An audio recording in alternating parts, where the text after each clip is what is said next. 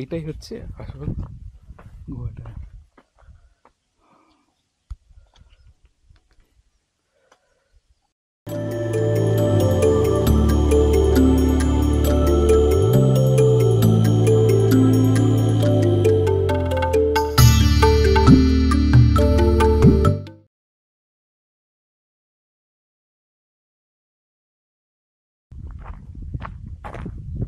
যাচ্ছিলাম পেলা বলে একটা জায়গা, কিন্তু হঠাৎ ম্যাপে দেখলাম যে জিজাস কেভ বলে একটা জায়গা আছে, জিজাস কেভ।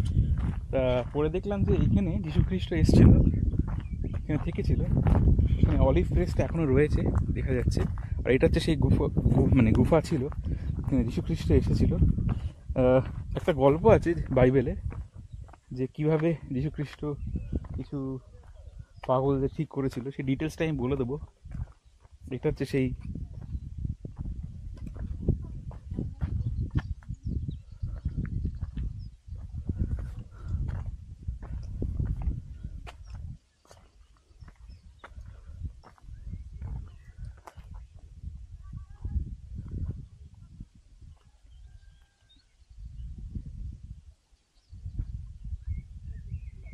बैठ के यहाँ पे आराधना करना है।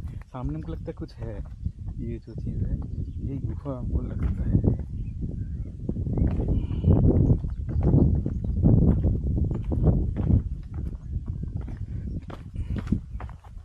हाँ, यहाँ पे गुफा ही तो गुफा है, এইটাই হচ্ছে আসল গুহাটা।